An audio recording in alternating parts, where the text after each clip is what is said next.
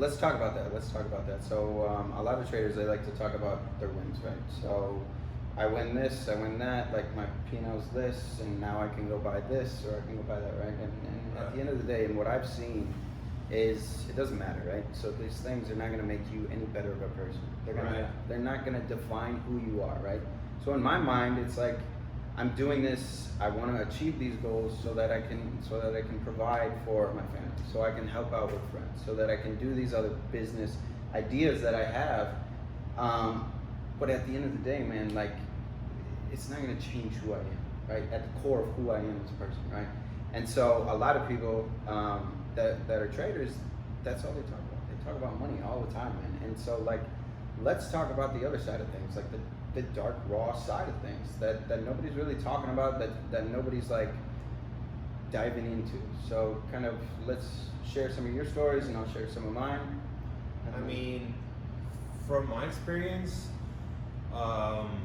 it's like, it's such a heavy roller coaster ride because you can be up an insane amount of money, right? And you know at the like right at the corner there's something lurking into you. You know, you're gonna have some losses along the way, but you expect these losses to come. Like you expect these losses to arrive, and you expect these losses to hit your account because it's the natural progression of an account. But yet still, when those losses hit, it feels heavy on you. It feels heavy on you, and you know these losses are going to occur, and then they keep occurring. And even though you see your equity graph, you know, just gradually going up, each downtick on that equity graph is it stays in your head. Like when you go to sleep, you just have a position running and you're on a loss, even though you had like, let's say $10,000 in profit, and you're just down like maybe 3 or maybe 4, right? Yeah. That's 3 or 4 carries a heavy weight on you for some reason, right? And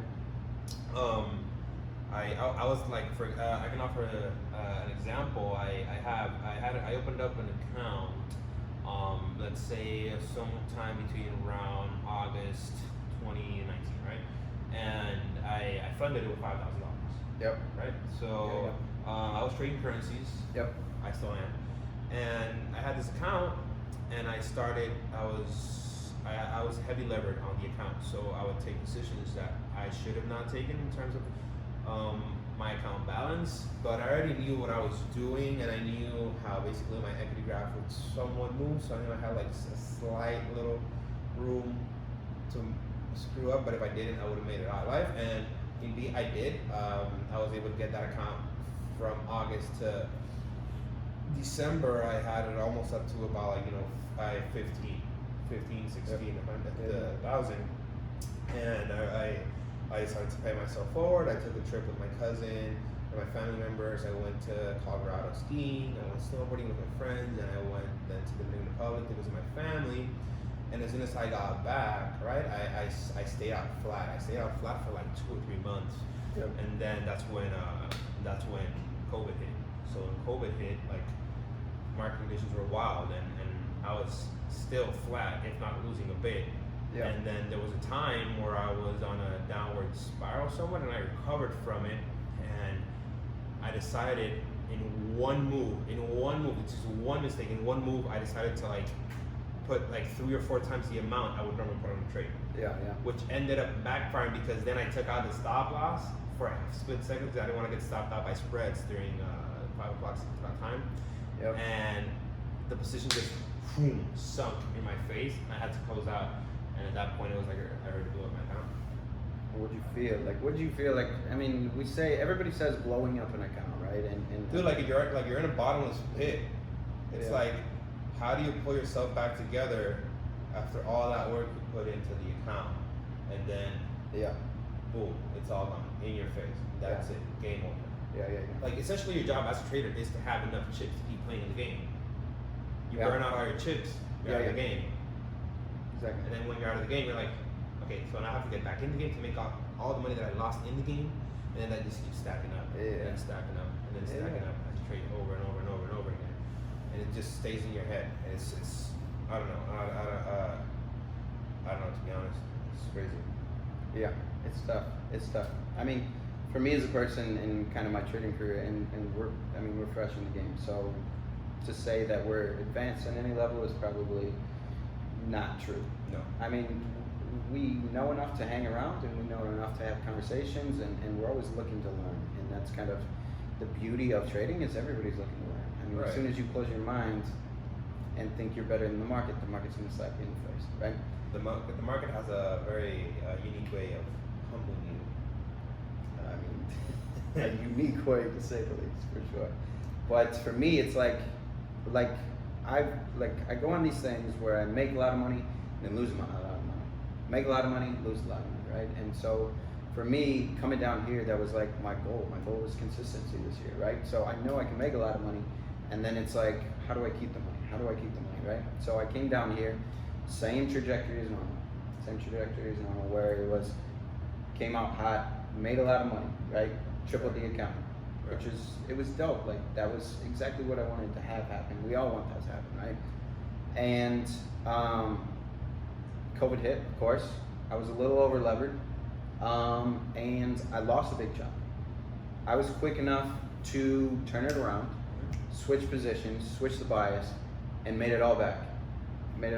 So then I was green. I was still green. Account was doing great, right? That was it. And then, like, I've been waiting, and I've had this bias in my head, and I've been thinking about it every single year. Then I'm like, when a market crashes, I'm gonna go on hard, and I'm gonna go. And so, inevitably, that bias is what destroyed me this time, because I was 2 days early. So I was buying the market bottom at March 19th. We bottomed March 22nd, Sunday night, 2174 ES. Why do I remember that? Why? Because that is one of the most, like as a trader, the trauma that you feel when you take some of these losses, they're erasable from your mind.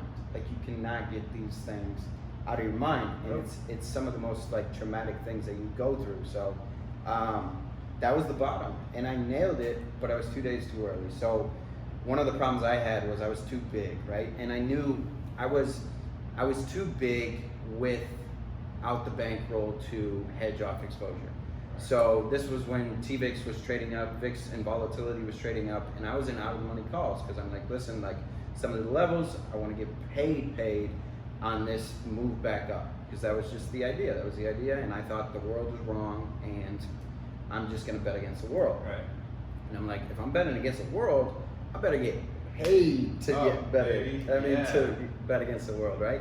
And so I'm seeing this all transpire, and I'm like, how do I hedge against volatility? Because volatility is gonna come in, and some of these out of the money are just gonna constrict, right? These out of the monies are gonna constrict, and then I got smoked. Some of these out of the monies went 88 bid to 9 bid in 3 days, and ES didn't even move. We're just trading in this range, and the volatility contraction smoked that position. And that was kind of, for me, that was the beginning of the end, because it was just the matter of fact mindset that threw me off. That it was like, all right, I took half the loss. So I had, what did I have? I had my full size, and then I took a loss for half the size at the lows, basically. And this is how it always happens, right? People get pushed out, people get margin calls. That's what creates lows, that's what creates highs. And unfortunately, I was a casualty of that event. And for me, that was just, mentally, I couldn't get back over it. And it was just slowly it was just a ticking time bomb. So I continued to overhedge because of the fear that I was wrong, right? I didn't even let my trade play out because I was too afraid of, what if I'm wrong? What if I'm wrong? What if I blow this account up? What if I blow this account up? And I was so afraid of failure that ironically, that's what I was given, right? And so for me, it was one of the bottoms of my life, right? Not my professional career, not my life. I mean, money's money. It comes and it goes, right? Yeah. And that's kind of what we're trying to portray is money is the money. It'll come and it'll go. But who are you on the other side? And what I learned from this event was I went through, and I'm still going through some emotional pain from it, right? So I'll wake up. I find myself waking up in the middle of the night, 3 or 4 in the morning, just panicking, because I'm like, dude, you messed it up again. How many times are you gonna mess it up? You know what I mean? And I feel like a lot of traders, they feel like that. You know what I mean? And so it's almost like I want to be somewhere, And because I want it so bad, that's what's holding me back. And that's what's holding a lot of us back. Yeah. Because we want something so bad that sometimes we push too hard instead of